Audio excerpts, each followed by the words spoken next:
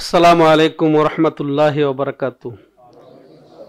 ইন্নাল হামদালিল্লাহ নাহমাদুহু ওয়া নাস্তাঈনুহু ওয়া নাস্তাগফিরুহু ওয়া নু'মিনু বিহি ওয়া নাতাওয়াক্কালু আলাইহি ওয়া নাউযু বিল্লাহি মিন শুরুরি আনফুসিনা ওয়া মিন সাইয়্যাতি আমালিনা।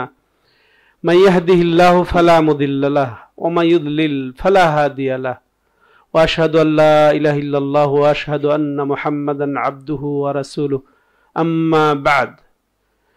فإن أحسن الحديث كتاب الله وخير الهدي هدي محمد صلى الله عليه وسلم وشر الأمور محدثاتها وكل محدثة بدعة وكل بدعة ضلالة وكل ضلالة في النار أما بعد। আল্লাহর প্রশংসা ও তার নবীর প্রতি সালাতু সালামের পরে আমরা আবার আল্লাহর শুকরিয়া আদায় করি, যার অশেষ মেহেরবানিতে বাংলাদেশ জমিয়তে সুববান আহলে হাদিস কর্তৃক আয়োজিত 40তম হালাকা আজকে হতে যাচ্ছে। তার সম্মানিত প্রধান অতিথি জমিয়তে আহলে হাদিসের মান্যবর এবং সুযোগ্য সভাপতি ফজিলতুল শেখ ডক্টর আব্দুল্লাহ ফারুক সালাফি হাফেজাহুল্লাহ ওয়া রাআহ এবং সম্মানিত সভাপতি অত্র তাওহীদি কাফেলা জমিয়তে আহলে হাদিসের যুব বিষয়ক যে কাফেলা সুববান, তার সম্মানিত সভাপতি এবং উপস্থাপক হিসেবে যিনি মাশাআল্লাহ নিয়োজিত আছেন এই কাফেলারই সম্মানিত সেক্রেটারি জেনারেল ফজিলতুল শেখ তানজিল আহমদ হাফিজাহুল্লাহ এবং আরো উপস্থিত আছেন মাশাআল্লাহ আমাদের সর্বজন শ্রদ্ধেয় এই প্রতিষ্ঠানের সুনামধন্য সিনিয়র মুহাদ্দিস ফজিলতুল ডক্টর ইব্রাহিম আব্দুল হালিম মাদানী হাফিজাহুল্লাহ। আরও পাশে উপবিষ্ট আছেন মাশাআল্লাহ, এখনই আপনাদের সামনে তার খুব গুরুত্বপূর্ণ অনুভূতি ব্যক্ত করলেন যে ফজিলতুল শেখ মুখলিসুর রহমান আরশাদ মাদানী হাফেজাহুল্লাহ এবং আমাদের সাথে আছেন যে আমাদের শ্রদ্ধেয় ইঞ্জিনিয়ার নজরুল ইসলাম সাহেব, যিনি দীর্ঘদিন সৌদি আরবে ওখানে রাষ্ট্রীয় টিভি চ্যানেল 2 20 বছর তিনি কাজ করেছেন, সেবা দিয়েছেন। উনি এখন দেশে মাশাআল্লাহ আমাদের জমিয়তের খুবই বড় হিতাকাঙ্ক্ষী। জমিয়ত টিভি কেমনে অগ্রসর হবে, কিভাবে হবে, সেগুলা নিয়ে তিনি এখন আমাদের সাথে ওতপ্রোতভাবে জড়িত। তো আল্লাহ আমাদের সবাইকে কবুল করেন। এবং উপস্থিত আরও আছেন যে শাক মাদানী, যিনি সাবেক সুববান সভাপতি, আরও ডক্টর আব্দুল মমিন হাফেজাহুল্লাহ, শেখ আব্দুল্লাহ মামুন নিয়োজিত শিক্ষক মাদ্রাসাতুল হাদিস, আরও উপস্থিত আছেন অনেকে আমাদের মাশাআল্লাহ আপনাদের সুপরিচিত আমাদের মান্যবর যে রাজিবুল হাসিব, মাশাআল্লাহ আপনাদের সাথে একত্রতা এখানেই থাকেন, আমাদের ঘনিষ্ঠ লোক আত্মীয় এবং আপনাদের কাজে সব সময় তিনি উৎসাহিত বা মাশাআল্লাহ সহযোগিতায় সবসময় নিয়োজিত আছেন আপনাদের পাশেই। এবং যারা আছেন মাশাআল্লাহ অনেকেই সবাই জমিয়তের বা সুববানের কান্ডারি হিসেবে। যাই হোক, আমি ভূমিকা হয়তো আর লম্বা করতে পারছি না। তো আসলে যদি আপনাদেরকে প্রশ্ন করি যে কোনো দেশের, কোনো জাতির, কোনো গোষ্ঠীর, কোনো সমাজের দুর্বলতা এবং শক্তির কি আপনি যদি দেখতে চান যে শক্তিশালী তো শক্তিশালী কেন, দুর্বল তো দুর্বল কেন, এটা কোন দিকটা দেখলে আমরা বুঝতে পারবো? কে বলতে পারবেন? তাদের যুবককে দেখতে হবে। যে দেশের যুবক, যে সমাজের যুবক, যে জাতির যুবক, যে গোষ্ঠীর যুবক মাশাআল্লাহ সুন্দর এবং সুশৃঙ্খলিত এবং মাশাআল্লাহ দিনদার এবং ন্যায়পরায়ণ, সেই দেশ, সেই জাতি, সেই গোষ্ঠী, সেই সমাজ সুন্দর। আবার এর বিপরীতে যে সমাজের, যে গোষ্ঠীর, যে জাতির, যে দেশের যুবকরা নষ্ট, সেই দেশটা সেই কাঠামোটাও নষ্ট। তাহলে আমরা এক কথায় আসতে পারি যে উম্মতের মাশাআল্লাহ সংশোধন, উম্মতের পরিশুদ্ধিতা নির্ভর করে কার উপরে? যুবকদের উপরে। সেই যুবক কাফেলা মাশাআল্লাহ বাংলাদেশ জমিয়তে সুববান আহলে হাদিস, যে জমিয়তে আহলে হাদিসের অঙ্গ সংগঠন, সেটা তো এটাই যদি হয় তাহলে আমরা রাসূল সাল্লাল্লাহু আলাইহি সাল্লামের ওই হাদিসটি স্মরণ করব। রাসূলুল্লাহ সাল্লাম বলেছেন, আলা ফিল জাসাদে মুদগাহ ইদা সালাহাত সালাহাল জাসাদু কুল্লু ওয়া ইদা ফাসাদাত ফাসাদাল জাসাদু কুল্লু আলা ওয়াহিয়াল কলব, রাওয়াহু মুসলিম। যে রাসূলুল্লাহ সাল্লাম বলছেন যে দেখো, প্রত্যেক দেহে একটা টুকরা আছে, দেহেতে একটা টুকরা আছে, ওই টুকরাটা যদি বিশুদ্ধ হয়, পরিশুদ্ধ হয়, ভালো হয়, তাহলে শরীর পুরাটাই ভালো থাকবে। আর যদি ওই টুকরাটা নষ্ট হয়ে যায়, খারাপ হয়ে যায়, বরবাদ হয়ে যায়, তাহলে পুরা শরীরটাই খারাপ বরবাদ হয়ে যাবে। তো ঠিক আমি এটা দৃষ্টান্ত দিতে চাই, যুবক মধ্যম যে পন্থী বয়সের যে তরুতাজা যৌবনকাল, এটা যদি সংশোধিত হয় তাহলে পুরা জাতি সংশোধন হতে বাধ্য, তাই না? পুরা দেশ, পুরা গোষ্ঠী সংশোধন হতে বাধ্য, পরিশুদ্ধ হতে বাধ্য, মানে তার কাছে কিছু আশা করা যায়। তাহলে যুবকদের আদর্শ হওয়া, যুবকদের মাশাআল্লাহ দিনদার হওয়া, চরিত্রবান হওয়া, তো এবং তাদেরকে মাশাআল্লাহ অ্যাক্টিভ হওয়া, দেশ তখন উন্নত হবে, সমাজ উন্নত হবে, জাতি উন্নত হবে যদি তারা উন্নত হয়। আর যদি তারা দুর্বল হয়ে যায়, তাদের যদি ভিতরটা নষ্ট হয়ে যায়, তাহলে অবশ্যই জাতি নষ্ট হতে বাধ্য। অতএব সেই যুবককে এই আহ্বান জানিয়ে আমি আলোচনা শুরু করতে যাব যে আপনারা মাশাআল্লাহ সুন্দর হবেন, আসল সুন্দর আছেন, আরো সুন্দর হবেন। আপনাদের আকীদাগত সৌন্দর্য, আকীদাই হচ্ছে সৌন্দর্য সবচেয়ে, তার আমলের সৌন্দর্য, আখলাকের সৌন্দর্য, এগুলা জরুরি আমাদের জন্যে, এগুলা পিছিয়ে থাকা যাবে না। আমরা মাশাআল্লাহ দ্বীনি কাফেলা, তাওহীদি কাফেলার সাথে জড়িত। তাওহীদ শুধু যে আল্লাহকেই আমরা যে একত্ব সাব্যস্ত করব, আল্লাহর সাথে কাউকে শরীক করব না, এটার মধ্যে সীমাবদ্ধ নয়। যে আপনার তাওহীদ আখলাকে প্রচার হতে হবে, প্রমাণ করতে হবে।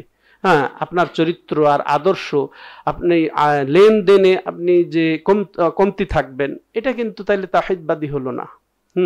তাওহীদের দাবি হচ্ছে সর্বক্ষেত্রেই তাকে মাশাআল্লাহ কোরআন এবং সহিহ সুন্নাহ মাফিক জীবন গড়তে হবে। আসেন সেদিকে আমরা অগ্রসর হই, তাহলে আরো আমরা মাশাআল্লাহ দিন দিন এগিয়ে যাব। আমাদের আর পিছিয়ে তাকাতে হবে না। আল্লাহ তৌফিক দাতা। তো ঘোষণা হয়েছে বিষয় যে মাহে রবিউল আউয়াল ইতিহাস, করণীয়, বর্জনীয়, খুব গুরুত্বপূর্ণ বিষয়, যেহেতু মাস হচ্ছে রবিউল আউয়াল। তো আমরা জানবো আগে যে রবিউল আউয়াল মাস, এতে কি এমন ঘটেছিল, ঐতিহাসিকভাবে রবিউল আউয়াল কি প্রসিদ্ধি লাভ করেছে, কি কি বিষয়ে, এবং রবিউল আউয়ালকে রবিউল আউয়ালি বা কেন বলা হয়। রবিউল আউয়ালে একেবারে বিশ্ব সেরা তিনটি এমন ঘটনা ঘটেছে, যেটা আলোড়িত ঘটনা, আলোচিত ঘটনা, বিপ্লবী ঘটনা, বা এটা বলা যায় নাড়া দিয়েছে সারা বিশ্বকে। তো সেই ঘটনার অন্যতম ঘটনা হচ্ছে মিলাদুন্নবী। নবী সাল্লাল্লাহু মিলাদুন্নবী কি? যেটা আমরা দেখি এটাই না, আসলে নবী সাল্লাল্লাহু আলাইহি সাল্লামের জন্ম এই রবিউল আউয়ালে। তারপরে হিজরত মিলাদুন্নবীর চেয়ে, রাসূলের জন্মের চেয়ে আরো শ্রেষ্ঠ ঘটনা, গুরুত্বপূর্ণ ঘটনা, রাসূল সাল্লামের হিজরাতুন নবী সাল্লাল্লাহু আলাইহি সাল্লাম মিন মক্কা ইলা মদিনা আন-নববিয়্যা। তো এটা তারপরে ঘটেছে এই মাসেই রাসূলুল্লাহ সাল্লাল্লাহু আলাইহি সাল্লামের ওয়াফাতও হয়েছে।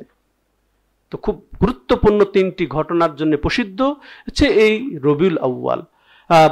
প্রথম ঘটনা হচ্ছে মিলাদুন্নবী। মিলাদুন্নবী রাসূলুল্লাহ সাল্লামের জন্ম। তো এটা রাসূলুল্লাহ সাল্লামের জন্ম কখন হয়েছে, কোন বছর হয়েছে, কোন মাসে হয়েছে, কোন তারিখে হয়েছে, তো কোন দিনে হয়েছে, তো আসলে দিন বিষয়ে ঐক্যমত, দিন বিষয়ে কোনো মতভেদ নেই। এটা কারণও আছে যে রাসূলুল্লাহ সাল্লাল্লাহু আলাইহি সাল্লাম কে জিজ্ঞাসা করা হয়েছিল, যেটা সহিহ মুসলিমের বর্ণনা রয়েছে, যে আবু কাতাদা রাদিয়াল্লাহু তাআলা আনহু তিনি বর্ণনা করছেন সুইলা নবী সাল্লাল্লাহু আলাইহি ওয়াসাল্লাম আন ইয়াউমুল ইসনাইন, যে রাসূলুল্লাহ সাল্লামকে সোমবার রোজা রাখার বিষয়ে যখন জিজ্ঞাসা করা হলো, তিনি এটাই বলেছেন, হাদা ইয়াউমুন উলিদতু ফি ওয়া বুইসতু ফি আও উনজিলা ফিহি। তো এইটা এমন দিন যে দিনে আমি জন্মগ্রহণ করেছি। তাহলে ইয়াউমুল ইসনাইন এমন দিন যে দিন আমি জন্মগ্রহণ করেছি, ওয়া বুইসতু ফি আও উনজিলা আলাইয়া ফি, বা আবার এরকম বর্ণনা এসেছে, বা আমি এই দিনে নবী হয়েছি। বুইসতু ফি মানে আমি প্রেরিত হয়েছি, একই কথা। এই দিনে আমি নবুয়ত লাভ করেছি। তাহলে গুরুত্বপূর্ণ সোমবার। তাহলে সোমবারের দিন তিনি জন্মগ্রহণ করেছেন, এটা স্পষ্ট সহিহ হাদিস, সহিহ মুসলিমের রিওয়ায়াত। তবে মাস সম্পর্কে এবং দিন সম্পর্কে মতভেদ রয়েছে। তবে মাসের অগ্রাধিকার হচ্ছে রবিউল আউয়াল। এমনি রমজান মাসেরও বর্ণনা এসেছে, কিন্তু রজবের কথাও এসেছে, শেখ বলছেন। তাহলে রবিউল আউয়াল অগ্রাধিকার প্রাপ্ত মাস, তবে ঐক্যমতের নয়, কিন্তু অধিকাংশ ওলামাদের মতে যে রবিউল আউয়ালে তার জন্ম। বছর আমুল ফিল এসছে, এটাও একমত। যেমন দিন একমত, সেটা সোমবার, আর বছর আমুল ফিল এসেছে, হাদিসে বর্ণনা এসেছে। যেমন ইমাম বাইহাকি তার এতে উল্লেখ করেছে তার সনদে, যে রাসূলুল্লাহ সাল্লাল্লাহু আলাইহি সাল্লাম আন ইবনে আব্বাস রাদিয়াল্লাহু তাআলা আনহুমা উলিদা রাসূলুল্লাহ সাল্লাল্লাহু আলাইহি সাল্লাম ইয়াউমাল ফিল, ইয়ানি আমুল ফিল। এটা দালাইলুন নবুয়া ইমাম বাইহাকি নকল করেছেন, যে রাসূলুল্লাহ সাল্লাল্লাহু আলাইহি সাল্লাম জন্মগ্রহণ করেছেন যে হস্তি বাহিনীর যে আক্রমণ করেছিল মক্কা ধ্বংস করার জন্য, ওই বছর তিনি জন্মগ্রহণ করেছেন, এতে কোনো সন্দেহ নেই।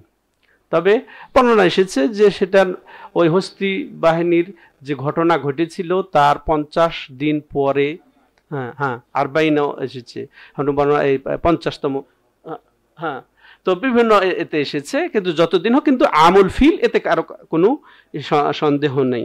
সম্মানিত দর্শক ও শ্রোতা মণ্ডলী, তাহলে আসেন, তাহলে আমরা রাসূলুল্লাহ সাল্লাল্লাহু আলাইহি ওয়াসাল্লামের মিলাদ সম্পর্কে জানলাম, তাই না?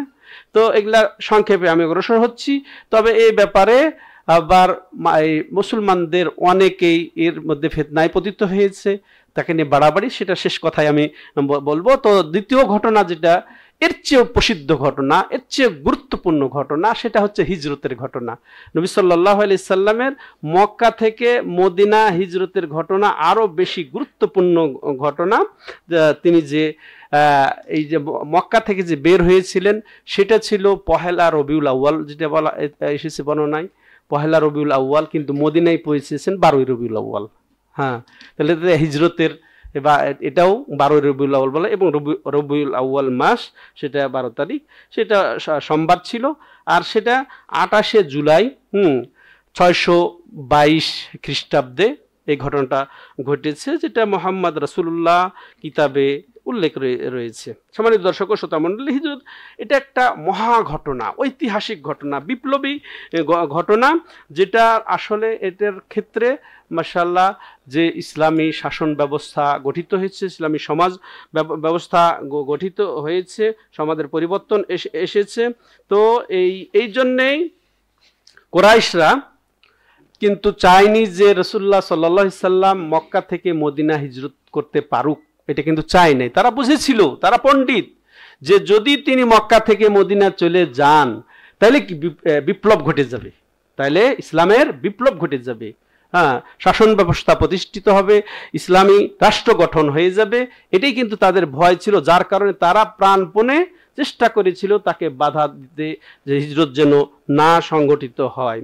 তো এরই গুরুত্বের কারণেই কিন্তু এইটার উপরে ভিত্তি করেই তারিখ গণনা শুরু হয়, হিজরীয় সন, এটা আমরা জানি হিজরীয় সন। যে এটার ক্ষেত্রে বর্ণনা এসেছে যে উমর রাদিয়াল্লাহু তাআলা আনহু, তেমন তারপরে মুসলমানরাও এই হিজরতকে কেন্দ্র করে ইসলামী তারিখ গণনা করে থাকেন, বা যেটাকে হিজরীয় তারিখ বা হিজরীয় সন আমরা হিসেবে জানি। তো এটার সূত্র ঘটনা হচ্ছে যে এই ইমাম ইবনে আবি শাইবা তার মুসান্নাফে উল্লেখ করেছেন যে উমর রাদিয়াল্লাহু তাআলা আনহুর কাছে আবু মুসা আশআরী রাদিয়াল্লাহু তাআলা আনহুর আবদার আসলো, চিঠি আসলো, যে আপনার কাছ থেকে আমরা অনেক চিঠিপত্র পাই, কিন্তু তাতে কোনো তারিখ উল্লেখ থাকে না, যার কারণে আমরা বুঝতে পারি না কোনটা আগের কোনটা পরের, অসুবিধা।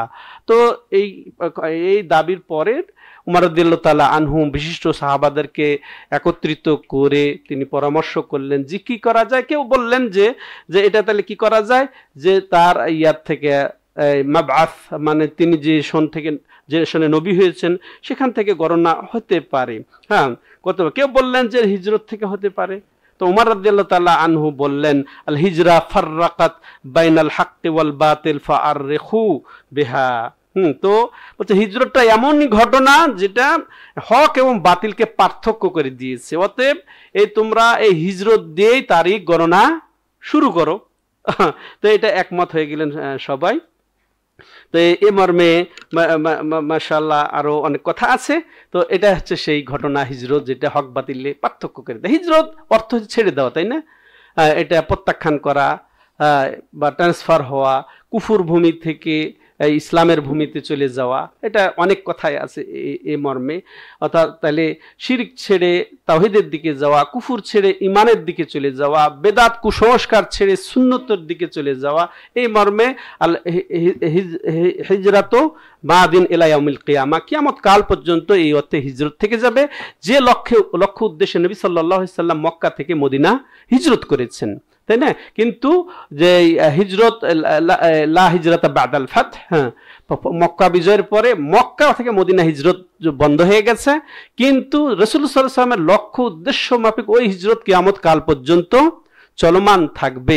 অতএব কেউ কুফুর ভূমিতে শিরকের ভূমিতে থাকার ফলে যদি সে শিরক মুক্ত জীবন না গড়তে পারে, তাওহীদ ভিত্তিক না জীবন গড়তে পারে, তার জন্য ফরজ, তার জন্য ভয়াবহ পরিণতির কথা আল্লাহ রাব্বুল আলামিন উল্লেখ করে দিয়েছেন। কোরআন জাহান্নামের হুঁশিয়ারি তাকে দিয়ে দিয়েছে, ওইদিকে যাওয়ার সুযোগ নেই। সম্মানিত দর্শক ও শ্রোতা মণ্ডলী, তেমনই বেদাত ভূমি থেকে, বেদাতের ভূমি থেকে, বেদাত কুসংস্কার থেকে সুন্নতের দিকে হিজরত করতে হবে। এই যুবক আফলাকে এটাই করব, এই দাওয়াতই দেবেন, হ্যাঁ, যে তাদেরকে আমলের হিজরত করতে হবে। মুখের হিজরত হয়, আমলের হিজরত হয়, স্থানের হিজরত হয়। তারা ওই যে স্থান কাল পাত্র ভেবে তারা নিজেদেরকে তাই করবে। এটা সম্মানিত দর্শক ও শ্রোতা মণ্ডলী, তৃতীয় ঘটনা হচ্ছে যে তার ওফাত এই রবিউল আউয়ালে হয়েছে, এতে কোনো সন্দেহ নাই, রবিউল আউয়ালাতে হয়েছে। তো এই তার মৃত্যু আসলে অন্য কারো মৃত্যুর মতো নয়, এমনকি নবী রাসূলদের মৃত্যুর মতো তার মৃত্যু নয়। এটা উম্মতের জন্য ভয়াবহ মুসিবত ছিল, অতিবাহিত হয়ে গেছে। তোর উম্মত যদি এক কথায় বলা যায় যে উম্মতের জন্য সবচেয়ে বড় মুসিবত কোনটি, তো সেটা হচ্ছে রাসূলুল্লাহ সাল্লাল্লাহু আলাইহি ওয়াসাল্লামের ওয়াফাত।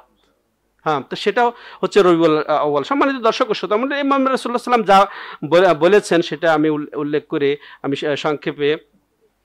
সংক্ষেপে হুকুম সম্পর্কে অগ্রসর হব।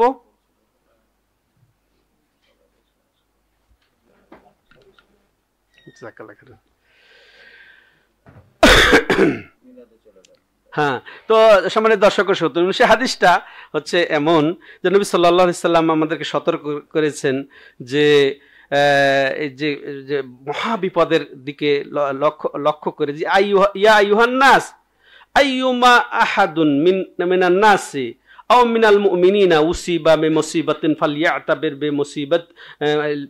বিমুসিবাতিহি বি আনিল মুসিবাতিল্লাতি তুসিবুহু বিগাইরি ফাইন্না আহাদান মিন উম্মতি লা ইউসাবু বিমুসিবাতিন বাদি আশাদ্দু আলাইহি মিন মুসিবাতি। সুনান ইবনে মাজাহ হাদিসটি উল্লেখ আছে, শেখ আল-আলবানী এটাকে সহি বলেছেন। তো রাসূলুল্লাহ সাল্লাল্লাহু আলাইহি ওয়াসাল্লাম বলছে, ওহে মানব মণ্ডলী, যে তোমাদের যে কাউকে, মানুষের মধ্যে যে কাউকে বা মুমিনদের মধ্যে যে কাউকে কোনো যদি বিপদ পেয়ে বসে, এটা বিশেষ করে মৃত্যুর বিপদ, মায়ের মৃত্যু, বাবার মৃত্যু, ছেলের মৃত্যু, যে কোনো আপনজনের মৃত্যু পেয়ে বসে না কেন, সে যেন আমার এই বিপদ কেন্দ্রিক সেই মুসিবতটা সে যেন স্মরণ করে বা সে থেকে শিক্ষা গ্রহণ করে। এই মুসিবতের ব্যাপারটা, যে কোনো আমার পরে যে কোনো মৃত্যু, আমার পরে যে কোনো মুসিবত, হ্যাঁ, যাই আসুক না কেন তার কাছে, সেটা কি, সেটা সেটা সে অবশ্যই এটা কঠিন মুসিবত হচ্ছে আমার কেন্দ্রিক যেটা বিপদ তার কাছে এসেছে বা উম্মতের কাছে এসেছে সেটার থেকে যেন শিক্ষা গ্রহণ করে নেয়। সম্মানিত দর্শক ও শ্রোতা মণ্ডলী, তো এখান থেকে আমরা যেটা জানলাম যে তিনটি সেটা একেবারে ঐতিহাসিক ঘটনা এই রবিউল আউয়াল মাসে ঘটেছে। আর এই রবিউল আউয়ালকে রবিউল আউয়াল কেন বলা হয়, আসলে এই যে নামকরণ যেটা হয়েছে সব মাসের 12 মাসের, তো এই রবিউল আউয়াল এই সময় রবি অর্থাৎ বসন্তকাল, হ্যাঁ, এই বসন্তকালেই এই মাসের নামকরণ করার ফলে ওই সময় রবি বা শব্দটা এসে গেছে বা রবিউল আউয়াল মাস হিসেবে অভিহিত করা হয়েছে। তো এই জন্য এটাকে গ্রহণ করে নেওয়া হয়েছে। আর আরবদের কাছে রবি দুই প্রকার, এই রবি শব্দটা দুই অর্থে ব্যবহার হয়। একটা হচ্ছে রবিউল শাহর মানে মাস হিসেবে রবি ব্যবহার হয়, আর একটা হচ্ছে সময় হিসেবেও রবি ব্যবহার হয়। মাস হিসেবে যে সফর মাসের পরে যে 2 মাস আসে রবিউল আউয়াল এবং রবিউল আখের, এই দুইটা মাসকে রবি বলা হয়। আর রবিউল আজমেনা এটাও দুই অর্থে ব্যবহার হয়।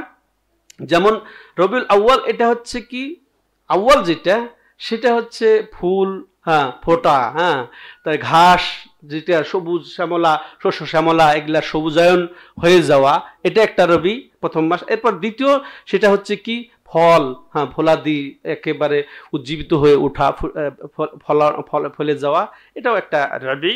তাহলে রবি সম্পর্কে বলে এগুলা এসেছে মোটামুটি যে মিসবাহুল লোগা আল সাহিফি লোগা ওয়াল মিসবাহ আল মনিরে এসেছে, আল মুফাসসাল ফি তারিখিল আরব, এগুলা কেতাবে রবি সম্পর্কে এসেছে। সম্মানিত দর্শক ও শ্রোতা মণ্ডলী, এবার আসেন আমরা সরাসরি এর ইয়ার যে দ্বিতীয় অংশ করণীয় বর্জনীয় দিকে চলে যাব আমরা সংক্ষেপে। তো এখানে আমরা উল্লেখ করব যে আল্লাহ রাব্বুল আলামিন আমাদেরকে মডেল হিসেবে নির্ধারণ করে দিয়েছেন নবী মুহাম্মদ রাসূলুল্লাহ সাল্লাল্লাহু আলাইহি ওয়াসাল্লামকে। তো তিনি যে আমল করেছেন, তিনি যে আকীদা পোষণ করেছেন, যা কিছু পালন করেছেন তার মধ্যেই আমাদেরকে থাকতে হবে, তার বাইরে যাওয়ার কোনো সুযোগ নেই। অতএব আসেন আল্লাহ রাব্বুল আলামিন এই মর্মে আমাদেরকে যা নির্দেশনা দিয়েছেন যে লাকাদ কানা লাকুম ফি রাসূলিল্লাহি উসওয়াতুন হাসানা লিমান কানা ইয়ারজুল্লাহ ওয়াল ইয়াউমাল আখির, যারা আল্লাহর আশা রাখে, পরকালের আশা রাখে, তাদের জন্য রাসূলুল্লাহর মধ্যে রয়েছে সর্বোত্তম মডেল, আদর্শ। আর তিনি যা দিয়েছেন সেটাই আমরা গ্রহণ করব। মা তাকুমুর রাসূল ফাখুযু ওয়া মা নাহাকুম আনহু ফান্তাহু, এই রাসূল যা দেন সেটাই তোমরা গ্রহণ করো, যা নিষেধ করেন সেটাই তোমরা তার থেকে বিরত থাকো। আর এটাই হচ্ছে মুহাব্বতের দাবি। কুল ইন কুনতুম তুহিব্বুনাল্লাহ ফাত্তাবিউনি ইউহিব্বুকুমুল্লাহ ওয়া ইয়াগফির লাকুম যুনুবাকুম, তো যে যদি তোমরা আল্লাহকে ভালোবাসতে চাও তাহলে হে নবী আপনি বলেন যে আমাকে, হ্যাঁ, তোমরা অনুসরণ করো, তাইলে তোমাদেরকে আল্লাহ ভালোবাসবেন, গুনাহ মাফ করে দিবেন, এই মর্মে আল্লাহ রাব্বুল আলামিন উল্লেখ করেছেন। আর নবী সাল্লাল্লাহু আলাইহি সাল্লাম যে হিদায়াত, যে তরিকা, এই খুতবাতে বলা হলো ফাইন্না খায়রাল হাদি হাদিউ মুহাম্মদ, হ্যাঁ, তাহলে মুহাম্মদ সাল্লাল্লাহু আলাইহি সাল্লামের যে তরিকা, মুহাম্মদ সাল্লাল্লাহু আলাইহি সাল্লামের যে হেদায়েত, এর চেয়ে আর কোন হেদায়েত, কোন তরিকা, কোন নিয়ম, কোন দিবস পালন আর উত্তম হতে পারে? হতেই পারে না। অতএব সেটাই আমাদেরকে আঁকড়ে ধরতে হবে। আর রাসূলুল্লাহ সাল্লাল্লাহু আলাইহি ওয়াসাল্লাম এভাবে সুন্দর করে বুঝিয়ে দিয়েছেন আল্লাহর এই নির্দেশনা তেলাওয়াত করে, ওয়ান্না হাযা সিরাতি মুস্তাকিমা ফাত্তাবিউহু ওয়া লা তাত্তাবিউস সুবুল ফাতাফাররাকা বিকুম আন সাবিলি যালিকা ইলা আখিরিল হাদিস। তো আল্লাহ রাব্বুল আলামিন এটাই বলে যে এটাই বলে দিন যে এটাই আমার রাস্তা, সিরাতি মুস্তাকিমান, সরল রাস্তা, ফাত্তাবিউহু, অতএব এই রাস্তারই তোমরা আনুগত্য করো, অনুসরণ করো, ওয়ালা তাত্তাবিউস সুবুল, বিভিন্ন পথ মত দর্শনের তোমরা অনুসরণ করো না, এই রাস্তাগুলো তোমাদেরকে বিচ্ছিন্ন করে ছাড়বে, বিভক্ত করে ছাড়বে। আর এক বর্ণনা এসেছে রাসূল সাল্লাল্লাহু আলাইহি ওয়াসাল্লাম আরও স্পষ্ট করে দিয়েছেন যে এমন কোনো রাস্তা নাই যার অগ্রে ভাগে শয়তান বসে সেদিকে সে ডাকছে না, পিচ্ছিল করে, মনোমুগ্ধকর করে, চিত্তকর্ষক করে সেই দিকে সেই শয়তান ডাকছে তোমাদেরকে, অত সতর্ক করে দিয়েছে। এমনও বলেছে তারাকতু ফিকুম আমরাইন লান তাদিল্লু মা তামাসসাকতুম বিহিমা কিতাবুল্লাহি সুন্নতি, তোমাদের মধ্যে দুটি জিনিসই রেখে গেলাম, যতক্ষণ পর্যন্ত দুটি জিনিসকে মজবুতভাবে ধারণ করবে, আঁকড়ে ধরবে, কখনই পথভ্রষ্ট হবে না, কখনই পথভ্রষ্ট হবে না। তা সেটা হচ্ছে আল্লাহর কিতাব আবার আমার সুন্নত। তাহলে তো যথেষ্ট। আল্লাহ রাব্বুল আলামিন স্পষ্ট করে দিয়েছেন, রাসূলুল্লাহ সাল্লাল্লাহু আলাইহি সাল্লাম উল্লেখ করে দিয়েছেন। সম্মানিত দর্শক ও শ্রোতা মণ্ডলী, মুহাম্মদ রাসূলুল্লাহ সাল্লাল্লাহু আলাইহি সাল্লাম আমাদেরকে সতর্ক করেছেন। এরপর আল্লাহ রাব্বুল আলামিন সতর্ক করেছেন যে যেন নতুন কিছু আবিষ্কার না হয় তোমাদের মধ্যে।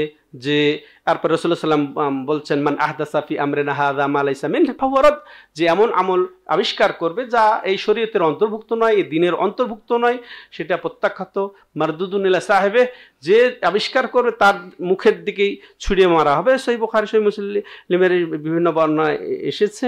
অতএব দেখেন, তাহলে আমাদেরকে অবশ্যই করতে হবে যে মিলাদের যে আয়োজন হচ্ছে, মিলাদের যে অনুষ্ঠান হচ্ছে, এগুলা মানুষের সব এক ধরনের পালন নয়, এক ধরনে পালন করছে না। কে কেমন ভাবে পালন করছে, আরেকজন অন্যভাবে পালন করছে। যেমন কেউ মনে করেন এই মিলাদকে পালন করে কেমনে, যে তারা সাধারণত শুধু ওই যে সিরাতের নামেও পালন করছে, তাই না? ওই তারিখে রবিউল আউয়াল উপলক্ষে তার সিরাত বর্ণনা করে, এগুলা কিছু আয়োজন করে, এগুলা সে বর্ণনা করে পালন করছে। কেউ আবার খাবার ওই কেক টেক এগুলা কেটে বিভিন্নভাবে বিতরণ করে খাওয়াইয়ে তো এগুলা পালন করছে। আবার কেউ পালন করছে আরো অনেক জঘন্য আকারে, নারী পুরুষের অবাধ মিলামিশা একসাথে মিলাদের আয়োজন করে তারা বিভিন্নভাবে ঢোল তাবলা হারমোনিয়াম ভাবে এগুলা বাজিয়ে তারা মিলাদুন নবীর আয়োজন করে সেগুলা চিত্ত বিনোদন করছে, তারা যেন চিত্ত বিনোদন করছে। তেমনি ভাবে আরো জঘন্য, এর চেয়ে আরো জঘন্য আকারে সেখানে যা বলা হয় সেই মিলাদের আয়োজনে শিরিক না করলে জমেই না। নবীর ক্ষেত্রে বাড়াবাড়ি না করলে মিলাদ জমেই না। আল্লাহর যেগুলা হক, আল্লাহর যেগুলা মনে করেন যে সব বিষয়, যে আল্লাহর কাছে সব এলেম আছে, আল্লাহ রাব্বুল আলামিন সব কিছুর খবর রাখেন, সেই খবর সেই কথাগুলা সম্পূর্ণ নবী সাল্লাল্লাহু আলাইহি সাল্লামের ক্ষেত্রে বাড়াবাড়ি করে এভাবে মিলাদের আয়োজন করা হয়। অথচ রাসূলুল্লাহ সাল্লাল্লাহু আলাইহি ওয়াসাল্লাম সতর্ক করেছেন, লা তুরনি কামা তারাতিন নাসারা ঈসা ইবনে মারইয়াম, তোমরা ওইভাবে আমাকে নিয়ে বাড়াবাড়ি করো না যেভাবে ঈসা ইবনে মারইয়ামকে নিয়ে খ্রিস্টানরা বাড়াবাড়ি করেছিল। এরপর আরো বলছেন, আমি আল্লাহর রাসূল, বা আল্লাহর বান্দা। তো এতেই তিনি মাশাআল্লাহ সম্মান আমাদেরকে জানিয়েছেন, এর মধ্যেই সন্ধান। তো এইভাবে তারা শিরকি কথা, নবী সাল্লাল্লাহু আলাইহি সাল্লামকে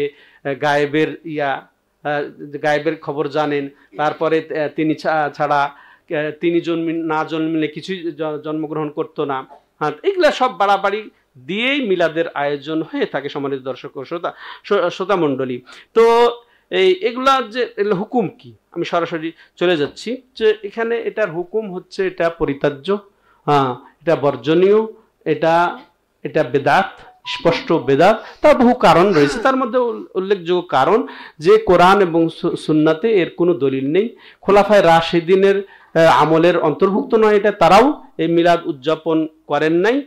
অথচ যদি এটা দিনের অন্তর্ভুক্ত হতো তাইলে রাসূলুল্লাহ সাল্লাল্লাহু আলাইহি সাল্লাম নির্দেশনা দিয়ে যেতেন, তার উপস্থিতিতে করা হতো, এমন কিছুই করা হয় নাই।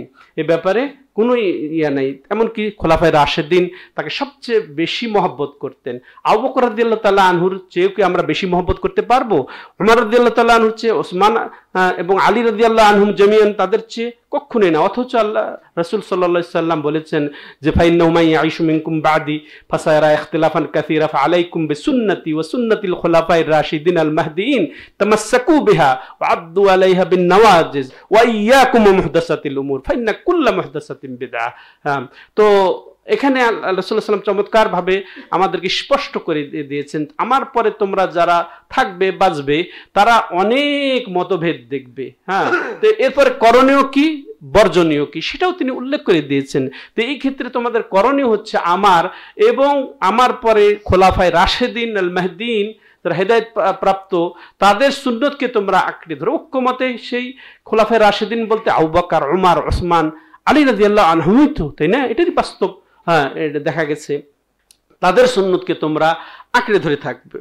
অতএব নবী সাল্লাল্লাহু আলাইহি সাল্লাম যার অনুমোদন দেন নাই, তার উপস্থিতিতে যেটা করা হয় নাই, আবু বকর রাদিয়াল্লাহু তাআলা আনহু করেছেন এই মিলাদের আয়োজন, ওমর রাদিয়াল্লাহু তাআলা আনহু করেছেন, ওসমান রাদিয়াল্লাহু, আলী রাদিয়াল্লাহু তাআলা আনহুম, মা আয়েশা, হাফসা, ফাতেমা, কেউ করেছেন? তারপরে আইম্মা চতুষ্টয় বা অনুসরণীয় যে ইমাম চতুষ্টয় যারা অতিবাহিত হয়েছে, ইমাম আবু হানিফা, ইমাম মালিক, ইমাম শাফি, ইমাম আহমদ বিন হাম্বল, কে করেছেন অনুসরণ? কেউ করেছেন? কেউ করেননি। হ্যাঁ, তাহলে কোথা থেকে এগুলা আসলো? তো এই জন্যে এটা একটা পরিত্যাজ্য, এটা বেদাত, যার কোনো দলিল নাই।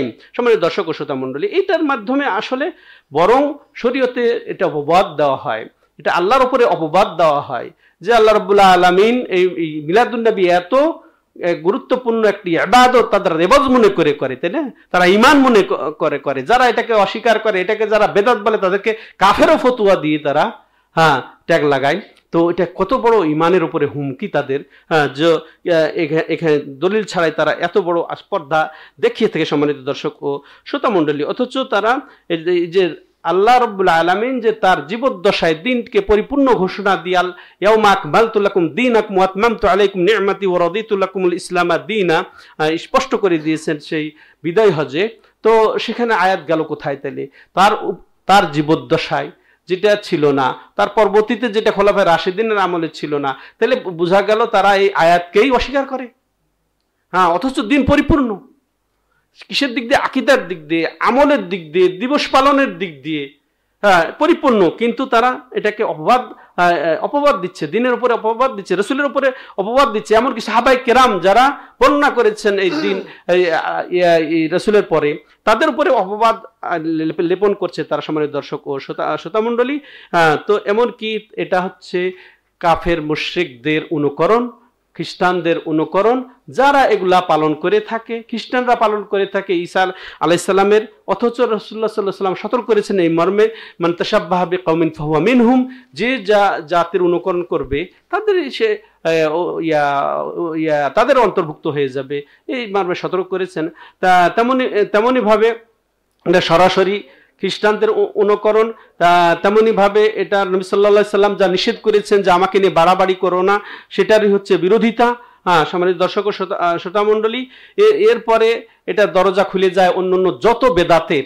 এই মিলাদ অনুষ্ঠান করতে গিয়ে আরো কত শত বেদাত, কত বেদাত এখানে আবিষ্কার করতে হয়, ওটাকে সাজানোর জন্যে, ওটাকে প্রচার করার জন্যে, আকর্ষণীয় করার জন্যে। অথচ রাসূলুল্লাহ সাল্লাম সতর্ক করছে, ইয়াকুমুল গুলু ফাইন্নামা আহলাকা মান কানা ক্বাবলাকুমুল গুলু, যে তোমাদেরকে আমি সতর্ক করি যে বাড়াবাড়ি থেকে, কারণ বাড়াবাড়ির কারণে তোমাদের পূর্বের উম্মতরা ধ্বংস হয়ে গেছে।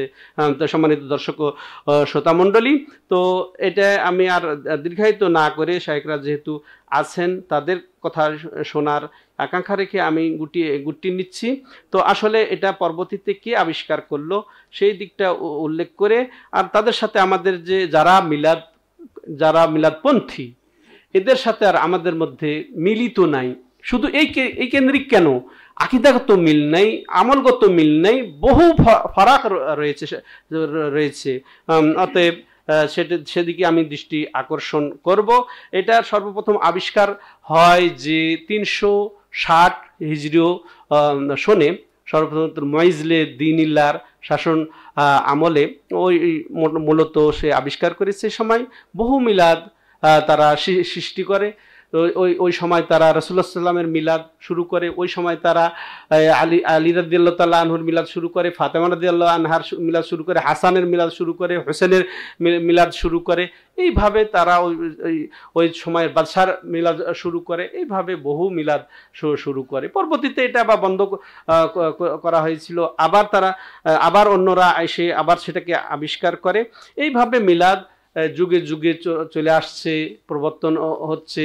600 হিজরিতে আরও বাগদাদে এটা স্থানান্তর হয়, এর মাধ্যমে মিলাদ ছড়িয়ে যায় সারা বিশ্বব্যাপী, যেটা আসলে যে অবস্থায় দেখছেন। আর মূল কথা যেটা আমি বলতে চাচ্ছিলাম, যে আসলে শুধু মিলাদের সাথেই সাংঘর্ষিক না তো আমাদের ক্ষেত্রে, তাদের অনেক আপত্তিকর যেগুলো জিনিস রয়েছে সেটা আকীদাগত। তা এই নবীর ব্যাপারে তাদের আকীদার আমাদের আকীদা বহু ফারাক রয়েছে। যেমন ওই যে বললাম যে কাসিদায়ে বুরদা এমন কথা রয়েছে, ওমালিমান আলুযু ইনদা হুদুসিল হাদাসে, এইভাবে যেটা কাসিদায়ে বুরদা এসেছে যে আমি জানি না আমি কার কাছে আশ্রয় নেব নবী ছাড়া, যখন কোন বিপদ আপদ আসবে। তারপরে তার উপরে ছেড়ে দিচ্ছে যে লৌহে কলমের যত ইলম আছে, হ্যাঁ, দুনিয়া এবং দাররার এই দুনিয়ার আখিরাতের যত কিছু আছে সব নবীর উপরে ছেড়ে দিয়েছে। তারা আল্লাহর জন্য কি বাকি থাকলো? তো এই হচ্ছে তাদের আকীদা। তাদের আকীদা হচ্ছে নবী গায়েব জানেন। তাদের আকীদা হচ্ছে নবী সাল্লাল্লাহু আলাইহি ওয়াসাল্লাম মৃত্যুবরণ করেন নাই। হ্যাঁ, তাদের আকীদা হচ্ছে যে এই নূর, নবী নূরের তৈরি, তার নূরের সকল পয়দা। এগুলা শুনেন না আপনারা? এগুলা হচ্ছে তাদের আকীদা। তো এই মিলাদ এতটুকু দিয়ে দেখেই আমরা আশ্চর্য হচ্ছি, কিন্তু তাদের আকীদা তো এই। হ্যাঁ, আরো তাদের ঘনিষ্ঠ ওয়াহদাতুল উজুদের আকীদা, তাদের মধ্যে হুলুলি আকীদা, অর্থাৎ স্রষ্টা সৃষ্টি একাকার বিশ্বাসী তারা। স্রষ্টা এবং সৃষ্টির মধ্যে কোনো আসল অজুদগত পার্থক্য নেই। যিনি স্রষ্টা, আল আব্দুর রাব্বুন রব্ব আব্দুন ইয়ালাইতা শারি মানিল মুকাল্লাফ, যে আল আব্দুর রাব্বুন রবই হচ্ছেন বান্দা, বান্দাই হচ্ছেন রব। কে কার ইবাদত করবে? হ্যাঁ, তুমি যাকে সিজদা করো সেটাই সেই যেন মাবুদ, ওরা সেই যেন আল্লাহ। তো এগুলো আছে তাদের আব্দা। এই সবের মৌলিক যে জঘন্য আকীদা শুনলেন, এর প্রবর্তক হচ্ছে ইবনে আরাবি, মানসুর হাল্লাদ। এই হচ্ছে এই মিলাদি ভাইদের আকীদা। আল্লাহ তাদেরকে বুঝার তৌফিক দান করেন, আল্লাহ তাদেরকে হেদায়েত করেন। আল্লাহ রাব্বুল আলামিন তাদেরকে প্রকৃত আহলুস সুন্নাত, হ্যাঁ, অর্থাৎ আহলুল হাদিস হওয়ার তৌফিক দান করেন। হ্যাঁ, তারাকে আল্লাহ রাব্বুল আলামিন সাহাবাদের নীতিতে আসার তৌফিক দান করেন, সাহাবাদের মানহাজে আসার তৌফিক দান করেন। সেটা আকীদার ক্ষেত্রেও, আমলের ক্ষেত্রেও, আখলাকের ক্ষেত্রেও, যত রকমের হুকুম আহকাম বিধি বিধানের ক্ষেত্রেও, সব ক্ষেত্রে তাদেরকে আল্লাহ রাব্বুল আলামিন যেন তৌফিক দান করেন কোরআন সুন্নাহর দিকে ফিরে আসার, তাদেরকে তওবা করার তৌফিক দান করেন। এই দুই আমরা এই মজলিস থেকে করব। আর কি করার আছে? আর যতটুকু পারা যায় আমরা তাদেরকে বোঝানোর চেষ্টা করব, দলিলের মাধ্যমে, হিকমতের মাধ্যমে, কোরআন এবং সুন্নাহর দলিলের মাধ্যমে আমরা তাদেরকে দাওয়াত দেব। এই যুব কাফেলার দায়িত্বই হচ্ছে এটা, যে আমরা সুন্দর ভাব আচরণের মাধ্যমে, আমরা হয়তো একটু আগে যেটা ভূমিকায় শুনলাম, যে আমরা যদি সংশোধন হই তাহলে সমাজ সংশোধন হবে, তাহলে জাতি সংশোধন হবে, তাহলে দেশ সংশোধন হবে, তার মাধ্যমে সুন্দর দেশ গড়বে, হ্যাঁ, সুন্দর জাতি গড়বে, সুন্দর সমাজ গড়বে, মাশাআল্লাহ শান্তি বিরাজ করবে, তাহলে উন্নয়ন মাশাআল্লাহ ঘটবে ভবিষ্যতে। তো আমি আবার ধন্যবাদ জ্ঞাপন করছি যে বাংলাদেশ জমিয়তে সুবহান আহলে হাদিসের এই কাফেলাকে, যে যারা মাশাআল্লাহ এই সুন্দর আয়োজন করেছেন।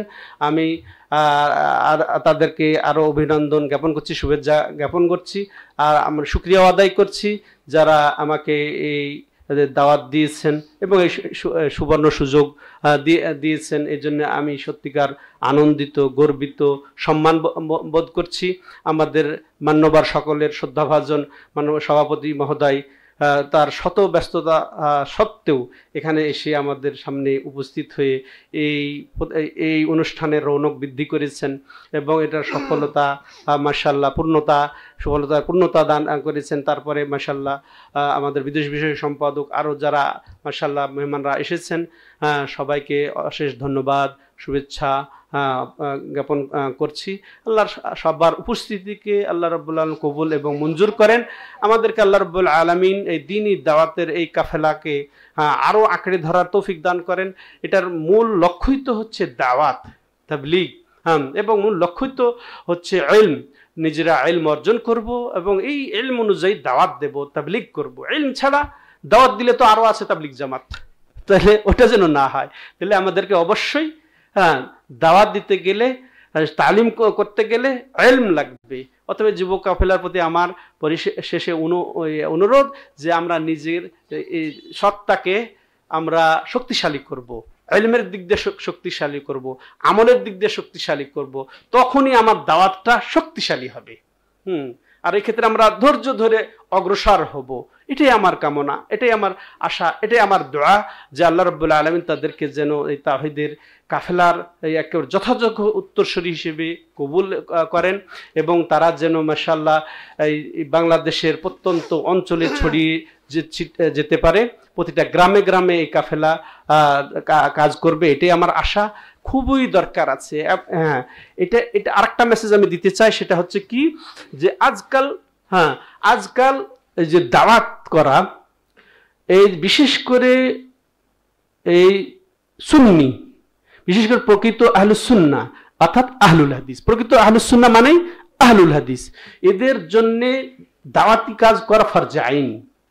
কোন দাওয়াত? তাওহীদের দাওয়াত করা ফরজে আইন প্রত্যেকটা। এই যে শেখ আব্দুল আল হাদি, শেখ তানজিল সহ তার কাফেলার যতজন আছে, জমিয়তে আহলে হাদিসের যতজন, এই সভাপতি মহোদয় সহ সববারই দাওয়াত তাবলীগ করা ফরজে আইন। বলবেন কেমনে? হ্যাঁ, ফরজে আইন কেমনে? তো কারণ যে সমাজে আমরা বসবাস করছি, যেখানে আপনি বসবাস করেন, ঢাকাতে বসবাস করেন, আর রাজশাহীতে বসবাস করেন, আর চিটাগাংয়ে বসবাস করেন, আর যেখানেই বসবাস করেন, সে সব জায়গাতে শিরক কুফুরের একেবারে ছড়াছড়ি। ওইখানেই তো দাওয়াত দেওয়া আপনার তাওহীদের জন্য ফরজ। যেখানে শিরক কুফুরের আবাদ হচ্ছে, মাজার কেন্দ্রিক সবকিছু হচ্ছে, সেখানে আপনি তাওহীদ নিয়ে বসে থাকবেন, ফরজ আপনার। ওই ক্ষেত্রে ওই রাসূলের যে হাদিস যেটা বলে দিয়েছেন, সিস্টেম নীতি বলে দিয়েছেন, যে শক্তি যদি থাকে আপনি তাদেরকে সুন্দরভাবে আপনি কি করবেন, আপনি শক্তি দিয়েই তাকে বিরত রাখেন। এরপরে যদি না পারেন তাহলে কথা দিয়ে নসিহত করেন, না পারলে তো কমপক্ষে ওটা। তাহলে আপনার এই সমাজে বসবাস করছি, তাহলে প্রতিটা ক্ষেত্রে তাই সলাৎবিহীন অবস্থা। এই জন্য আমি বলবো যে ফরজে আইন মনে করে এটাকে অনুভব করতে হবে, শউর করতে হবে যে আমার সমাজ শিরকে হাবুডুবু খাচ্ছে, আমার সমাজ বেদাতে হাবুডুবু খাচ্ছে, কুফরি বেদাতও তার মধ্যে রয়েছে, সাধারণ বেদাত তো আছেই। তো এই সমাজে আমি কিভাবে চুপ থাকবো? আর শুধু এটা রাজধানী কেন্দ্রিক দাওয়াত সীমাবদ্ধ থাকলে হবে না। মাশাআল্লাহ প্রত্যন্ত অঞ্চলে তারা ছড়িয়ে যাচ্ছে, প্রত্যেকটা অঞ্চলে তাদের শাখা হয়েছে আলহামদুলিল্লাহ। আরো হওয়া দরকার, প্রত্যন্ত অঞ্চলে সীমান্ত এলাকাতেও চলে যাওয়া দরকার, প্রত্যন্ত অঞ্চলেও চলে যাওয়া দরকার। মনে করেন এই যে আমাদের আহলে হাদিস এলাকা আছে, যেটা আমি জানতে পেরেছি, গাইবান্ধা বলেন, জামালপুর বলেন, তারপরে ওই যে কক্সবাজারের সব এই সীমান্তবর্তী এলাকা বলেন, বরগুনা বলেন, তারপরে ওই যেগুলো আছে, এগুলো অনেক আহলে হাদিস গ্রাম, তারা কিন্তু হানাফি হয়ে যাচ্ছে। হানাফি হওয়াটা খারাপ না, কিন্তু কোন হানাফি হইতেছে? যার কোরআন এবং সুন্নাহর সাথে যাদের কোনো সম্পর্ক নেই। হ্যাঁ, এরকম হানাফি হচ্ছে। সলাতি পড়ে না, আহলে হাদিস। সলাতি পড়ে না, সে আহলে হাদিস। হ্যাঁ, তার মধ্যে সে আকীদার কোনো জ্ঞান নাই, সে আহলে হাদিস। হ্যাঁ, তো এটা যেন না হয়, তো আপনাদের মাধ্যমে যেন এই অন্ধকার দূরীভূত হয়, এটাই আমার আশা। আমি নিজেকে এবং আপনাদেরকে এবং সম্মানিত সভাপতি মহোদয় আছেন, এই দিকটা লক্ষ্য করার আমি বিশেষ অনুরোধ জানাচ্ছি যে প্রত্যন্ত এলাকাতেও আমাদের ছড়িয়ে যেতে হবে। বিশেষ করে আহলে হাদিস এলাকাতে টার্গেট করেন, আগে নিজেদের মধ্যে ঢুকে আমরা তাদেরকে যেন পরিবর্তন করতে পারি, তাদেরকে সত্যিকার আহলুল হাদিসের আকীদা বুঝাতে পারি। হ্যাঁ, তাহলে সে আধারে থাকবে না, সে ভবগ্রহে ঘুরবে না, সে দিশারা হারা হয়ে আহলে হাদিস সংগঠন বাদ দিয়ে, জমিয়তে আহলে হাদিস বাদ দিয়ে অন্যান্য সংগঠনের দিকে তারা ভ্রুক্ষেপ করবে না। অথচ আমাদের সম্ভবত এই দিকে কমতি থাকার কারণে কি যে অন্য আহলে হাদিস সংগঠনের দিকে মানুষ চলে যাচ্ছে। শুধু এটা হলে তো ছিল, এছাড়াও এরকম আছে তারা অন্য সংগঠনের দিকে চলে যাচ্ছে। আহলে হাদিস সংগঠন বাদেও অনেক ইসলামী সংগঠন অনেক রয়ে গেছে, তাদের দিকে যাওয়ার কারণ কি? তারা আহলে হাদিস আকীদা বুঝেই না, তারা আহলে হাদিস মানহাজ বুঝেই না, যার কারণে তারা অন্য সংগঠনের সদস্য হয়ে নেতা হয়ে যাচ্ছে। এটা কোন? এটাকে আমাদের টার্গেট করতে হবে, এটার চিকিৎসা করতে হবে যে কেন তাহলে আমরা তাদের খোরাক যোগাতে পারছি না। আমরা তাদেরকে প্রকৃতভাবে আমাদের আহলে হাদিস কি, আহলে হাদিস মানহাজ কি, আকীদা কি, আদর্শ কি, এদের মিশন কি, এদের দাওয়াত কিভাবে, পদ্ধতি কি, তাবলীগের পদ্ধতি কি, সংগঠনের পদ্ধতি কি, হ্যাঁ, লক্ষ্য উদ্দেশ্য কি, এটি হয়তো আমরা ভালো করে তুলে ধরতে পারিনি। তো আমি সম্মানিত দুই সভাপতি, সুবহানের সভাপতি প্লাস আমাদের জমিয়তের সভাপতি, উভয়কে এটাই অনুরোধ করব যে আমাদের আহলে হাদিস আকীদা মানহাজ এটাকে ক্লিয়ার করতে হবে যে আহলে হাদিস হইলে তার অন্য কোনোটার প্রয়োজন নেই। তো যে আহলে হাদিস নয় তার প্রয়োজন আছে বিভিন্ন প্ল্যাটফর্ম, তার জন্য ওগুলা। কিন্তু যে আহলে হাদিস আকীদা আমল মানহাজ পেয়ে গেছে, তার আর অন্য কোনো প্রয়োজন নাই, যে অন্য কিছু যে প্রয়োজন নেই। তাহলে আমরা বলবো যে এটা সঠিক না, হ্যাঁ ওটাও ঠিক, এটাও ঠিক, এটাও বলবো আমরা না। ওমাদা বাদাল হক ইল্লা দলাল, এটা যদি হক সংগঠন হয় তাহলে অন্যগুলা দলাল ছাড়া গুমরা ছাড়া কি? তো এটা আমাকে বুঝাতে হবে না, বুঝতে হবে না? তাহলে আমরা অন্যদিকে আমরা নির্ভর করব কেন? তাই না?